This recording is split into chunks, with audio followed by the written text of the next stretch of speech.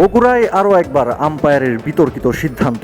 এবার আর মুখ বুজে সহ্য করেননি ইস্ট জোনের ক্রিকেটাররা। ক্যাপ্টেন ইয়াসির আলী চৌধুরী রাব্বি, উইকেট কিপার পারভেজ হোসেন ইমন কিংবা ফিল্ডার শামীম পাটোয়ারি অথবা বোলার মুশফিক হাসান সবাই একসাথে প্রতিক্রিয়া দেখিয়েছেন আম্পায়ারের বিপক্ষে। মুশফিক হাসানের শর্ট বলটা একটা কাট শট খেলার চেষ্টা ছিল সেন্ট্রাল জোনের ব্যাটার আরিফুলের, কিন্তু ব্যাটে বলে কানেকশনটা করতে পারেননি ঠিকঠাক, গতিতে পরাস্ত হন তিনি। এরপর বল চলে যায় উইকেট কিপারের হাতে। ফিল্ডিং দলের দাবি এটা স্পষ্ট ক্যাচ হয়েছে, কিন্তু আম্পায়ার আউটের সিদ্ধান্ত দেননি। ফলের নির্যাস ও দুধের সমন্বয়ে পোলার টর্নেডো গ্রিন অ্যাপল আইসক্রিম। মন ভালো থাক। রাগে ক্ষোভে ফেটে পড়ছেন ইয়াসির আলী চৌধুরী রাব্বি।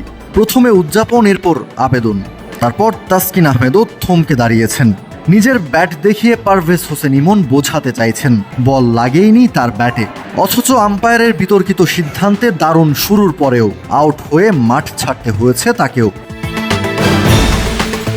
এই তিনটা ঘটনায় ঘটেছে ২৬ ফেব্রুয়ারি বৃহস্পতিবার বগুড়ার শহীদ চান্দু ক্রিকেট স্টেডিয়ামের ইস্ট জোন বনাম সেন্ট্রাল জোনের ম্যাচে। ক্রিকেটারদের ব্যাটে বলের লড়াই ছাপিয়ে এদিন আলাদা করে নজর কেড়েছেন ম্যাচের দায়িত্বরত দুই আম্পায়ার, মাসুদুর রহমান মুকুল এবং বরকতুল্লাহ তুর্কি।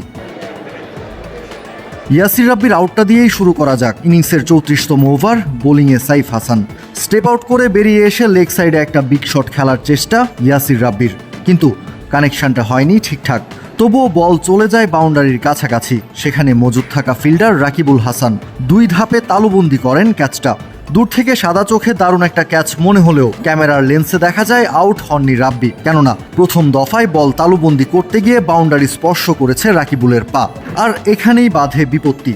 আম্পায়ার মুকুল আউট দিয়ে দেন রাব্বিকে। শুরু থেকেই রাব্বি দাবি করে আসছিলেন রাকিবুলের পা বাউন্ডারি ছুঁয়েছে, কিন্তু মেইন আম্পায়ার লেগ আম্পায়ারের সাথে কোনো কথা না বলেই নিজের সিদ্ধান্তে অটল থাকেন। আম্পায়ারের সিদ্ধান্ত মেনে নিয়ে মাঠের বাইরে চলে আসেন ৩৭ রান করা রাব্বি। এরপর চড়াও হন ফোর্থ আম্পায়ারের উপর। পারভেজ হোসেন ইমনের সাথেও ঘটেছে প্রায় একই রকম ঘটনা। ইনিংসের ৭ম ওভারের শেষ বল, তাসকিনকে পুল করার চেষ্টা ইমনের, কিন্তু বলের বাউন্স প্রত্যাশা অনুযায়ী ছিল না। ব্যাটে বলেও করতে পারেননি ইমন।